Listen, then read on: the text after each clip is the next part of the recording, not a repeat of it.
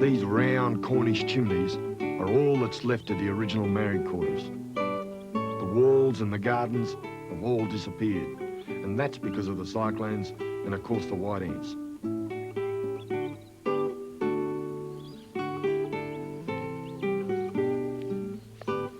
That lime and that cement was what they required up here to put the bricks together like this and the stonework. You've got to ask yourself the question, up here in northern Australia, do you really need a fireplace in the middle of your living room? And that, I think, typifies some of the errors that the British made round here. I reckon you need them like a hole in the head myself.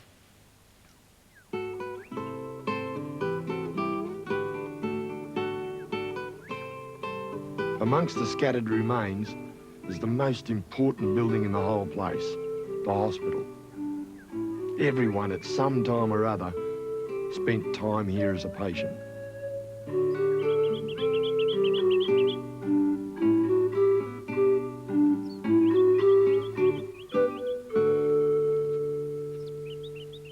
But the biggest mistake of the whole lot was basically selecting this country round here as the site for Victoria settlement. Poor old Poms, they had it wrong right from the word go, right from the very beginning, because they did a survey here and they looked around this country and they found that there was tons of water. The trouble was, it was the middle of the wet season. They'd come back a couple of months later, all dried out, nothing left. And that's exactly what happened, no water.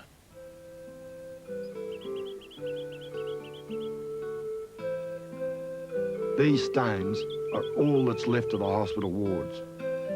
The lack of water and a poor diet meant that they got a whole bunch of diseases, things like dysentery and malaria, and of course the dreaded scurvy. After 11 years of extreme hardship, 56 men, women and children were dead. The survivors were recalled and the place was abandoned.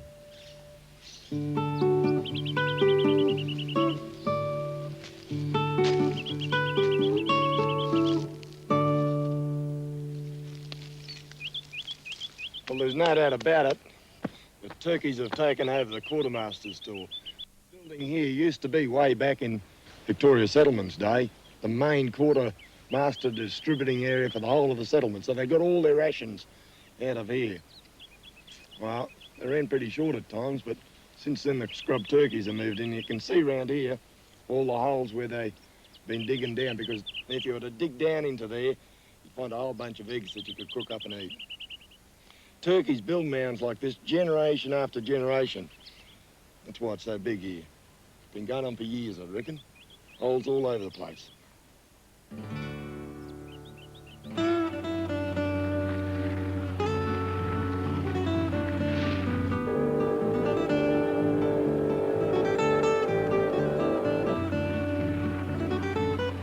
Just across the bay from Victoria Settlement is Record Point, where the British ships used to anchor. The flat, sandy coastline is lined with casuarinas, which was really quite significant for their survival.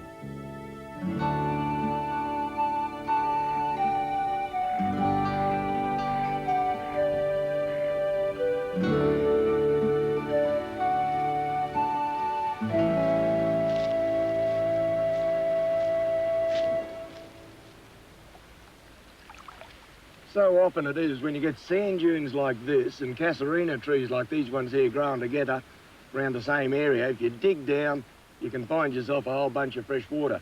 And this well here, this has been here for a couple of 100 years. Obviously back in those days when the British used it, it was a lot bigger and deeper than it is at the moment because it's all caved in. They used to come here, get their fresh water and cart it about 3 miles across the ocean there to Victoria Settlement. Occasionally you might dig down like this and not get any fresh water, but when that happens, there's a little trick you can do.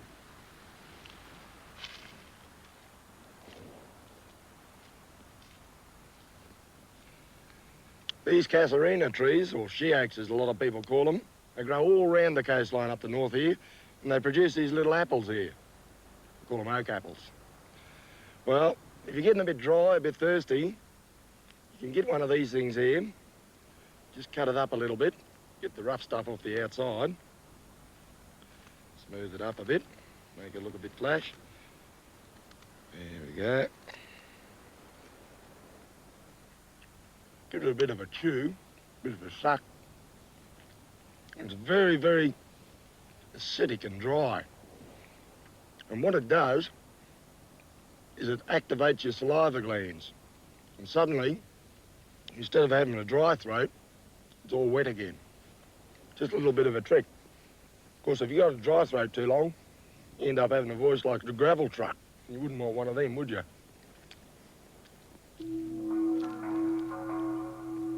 Livestock left behind after several attempts to colonise the north included deer and these Bangtang cattle, which were originally brought over from Indonesia. These days, they still roam around the place in small numbers right throughout the Coburg area.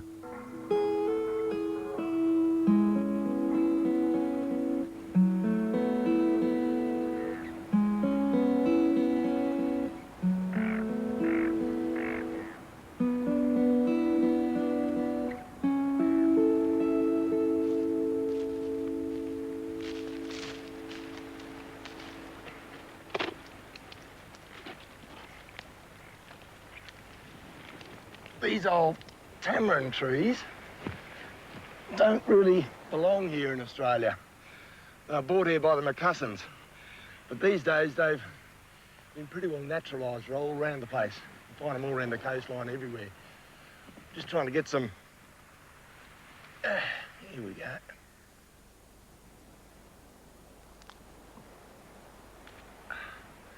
That's the fruit, the seeds. And you can eat them. That's why the Macussons brought them out in the first place, because they're a food item they brought down from Indonesia. Just crack him open there. There's that pulp inside that you can eat.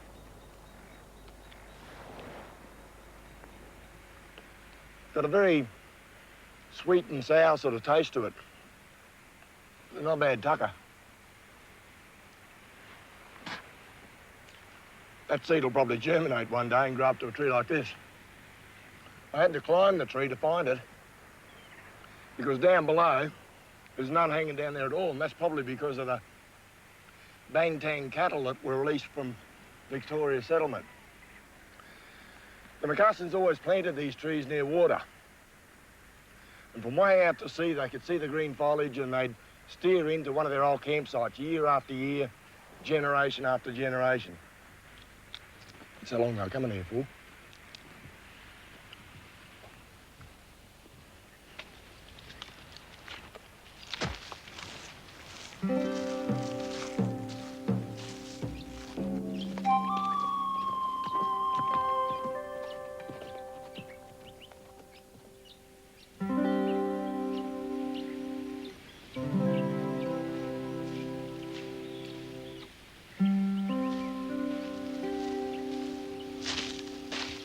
One of the major health problems they had over there at Victoria Settlement was scurvy. And that was because of the diet they had. Their food was pretty crook. Eventually, the penny dropped with the Brits. I mean, 7 or 8 years down the track. And they woke up to the fact that they could trade with the Aboriginals. And the Aboriginals actually had a cure for that. It's this thing over here, called the Kentia palm. And the British eventually started trading goods and chattels with the Aboriginals who brought in the palm heart. The palm heart is contained in this area here, right up the centre. Botanists call it the terminal bud, but right in the middle there we get a long, thin cabbage which you can break up and eat raw.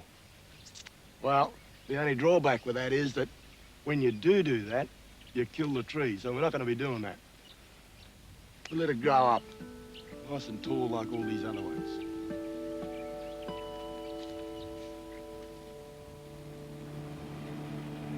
You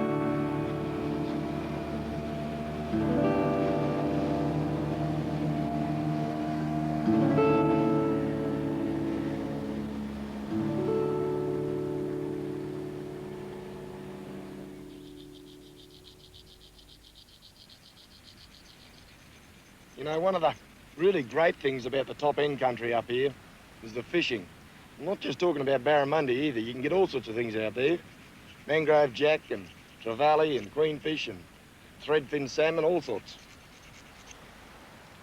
These lures work pretty well on most of them too, particularly barramundi. Lots of people have got lots of different theories on what lure works best in what time of the day, etc., etc., but as far as I'm concerned, I reckon barramundi lures are designed to catch fishermen just as much as they're designed to catch barra.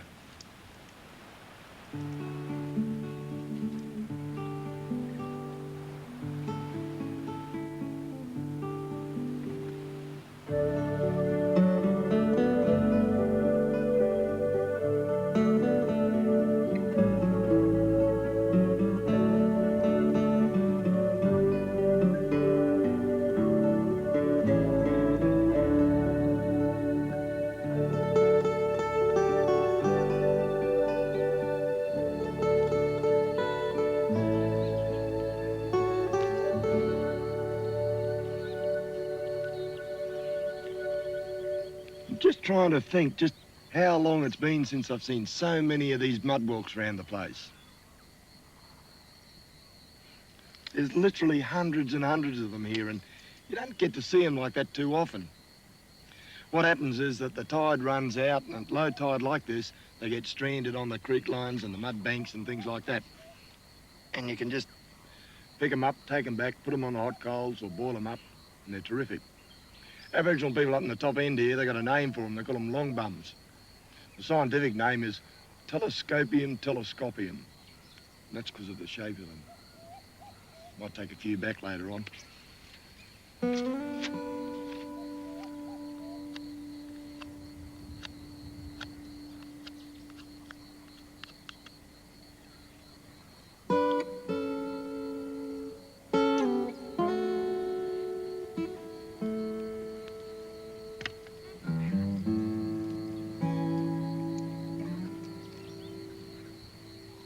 You know, barra fishing up here in the top end, one of the best recreational sports you can get, when you can get them. It's a real case, though, of being in the right place at the right time. So far this afternoon, I haven't managed to do that. Might be just as well I got those long bums sitting back there. Never mind, one day.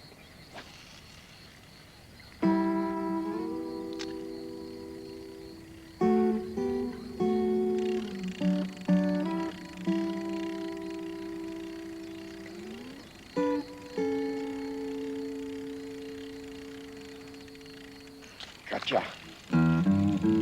Just goes to show, with barra, never give up.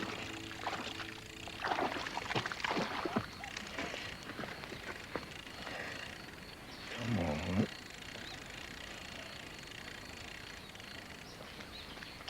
Barra can be a pretty good fighting fish, but sometimes they can be a little bit tricky. They leave the fight right to the very last, just when you're about to land them.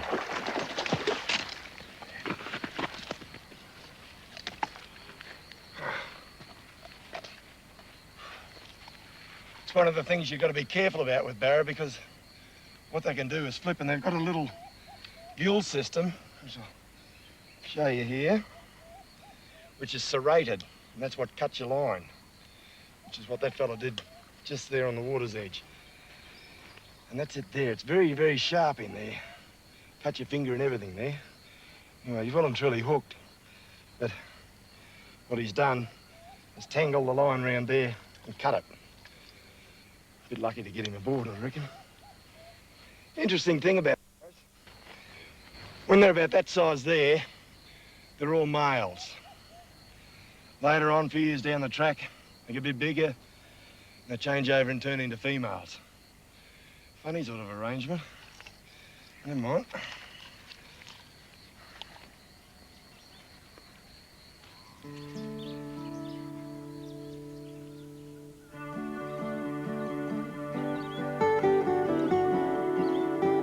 Mostly the Arnhem coastline is all mangrove country, but occasionally here to the east of Coburg there are a few surprises.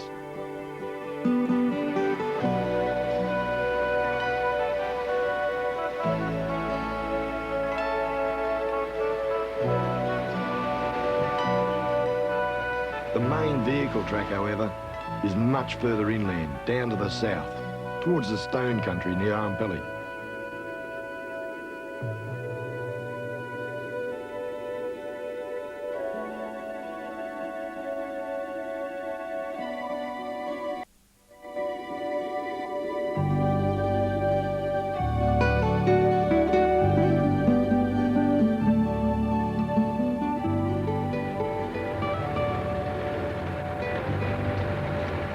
It's interesting to see how this countryside changes as you move through the top part of Arnhem Land here. All this stone country is going to give way very shortly, and later on we get the big open woodland country. Lots and lots of it. But 10 years ago you wouldn't have been able to drive through here because all these roads have only been put in the last decade or so. Some of them are okay, but others are not real bright, I can tell you, particularly during the wet season. Hang on, I won't be going anywhere unless I put some fuel in this thing.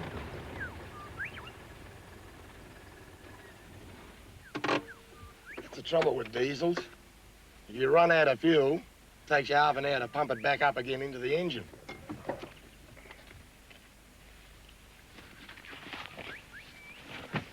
Mind you, diesel has got a few points going for it. For a start, you've got no electrics in a diesel engine. And what that means is that during the wet season time, when there's lots of water lying around the place, you have no electrical problems. The other thing you get is long legs, plenty of range. I reckon with those jerry cans in that trailer there, I can get round about 1,000 K out of it, which is pretty good. Take me everywhere I want to go.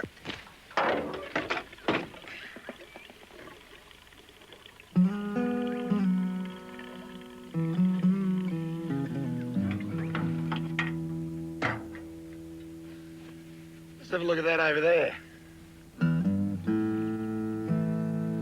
It's what you call a magnetic anthill.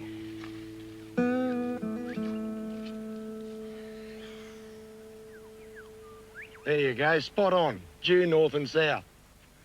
There's a whole bunch of theories as to exactly why they build these things like this, but I guess the most commonly accepted one is the fact that by doing it this way, they get sunlight on the broadside in the morning when the sun rises from the east, and in the afternoon over on the western side. Well, if that's north up there, that's where I'm headed, up to Maningrida.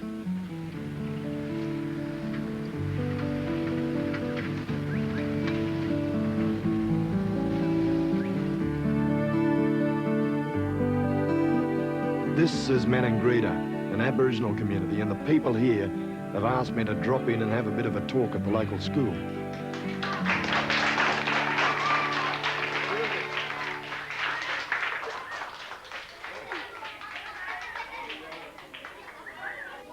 What would you like me to talk to you about? Bush tucker? All right. How about you tell me what bush tucker you got growing here? Over the years, I've learnt a lot about bush tucker from Aboriginal people, and sometimes I get the chance to contribute something back, particularly to the kids. Right.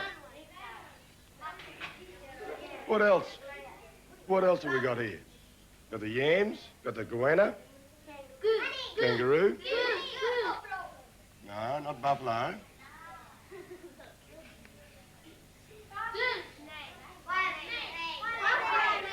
File snake. Why does he call file snake? Something like a file on his back. He's got very rough skin. The scales are just like a file. And where would you find that file snake? In a swamp. Billabong? Swamp country. Down in that swamp country? Yeah. We might have a look for that file snake. What do you reckon?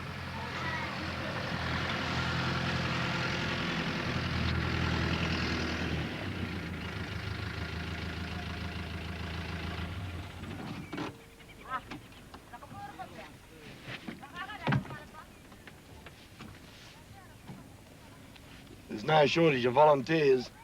This is going to be interesting.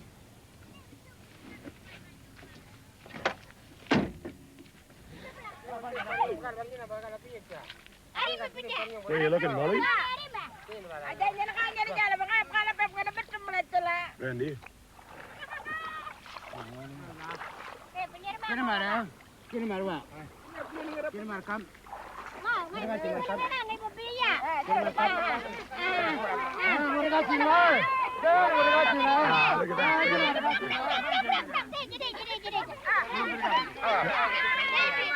What we're doing here is chasing up file snake because this is really the home of file snake around the Arafura swamp area. And we're getting quite a few out of this one tiny little patch. And you find them just by putting your hands down underneath the grass here, feeling around for them. There's quite a few here. You're obviously very popular. Yeah, hey, you go. Here.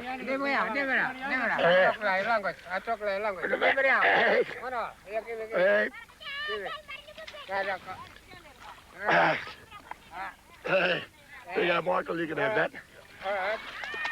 It's a feed and a half, that one.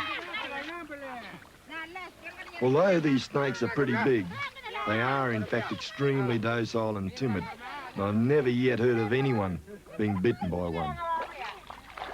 Might be all gone. You got that one there, Molly? Pull him up. Pull him up.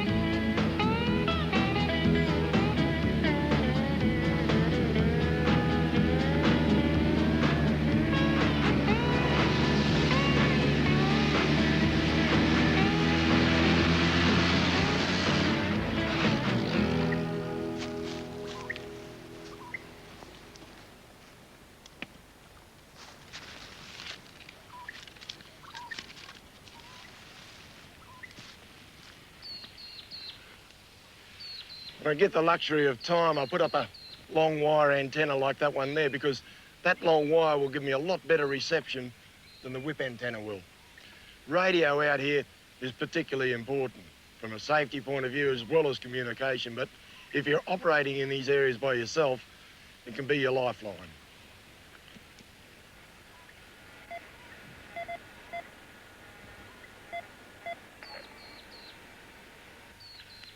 VJY Darwin, this is 3 Quebec Whiskey Papa, over.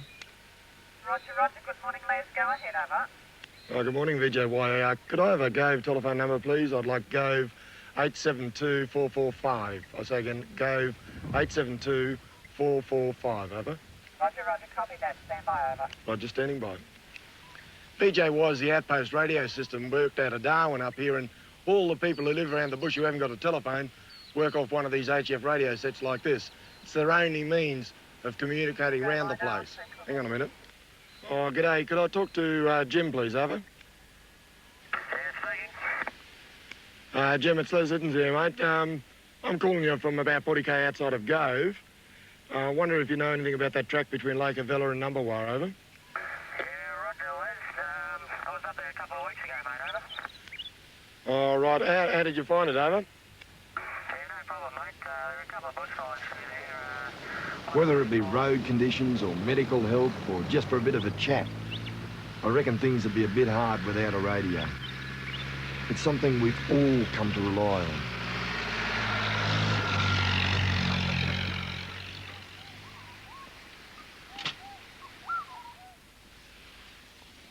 Way back in the days when the British were over there at Port Victoria settlement, they used to send a letter off to England. It might take 12 months to get there. Take another 12 months for the letter to come back, the reply. Well, I guess a lot of people imagine that Arnhem Land is still isolated and remote, and to a certain extent, that's true. But these days, what with motor cars and HF radios and aeroplanes and boats and roads and things are not quite as isolated as you might imagine.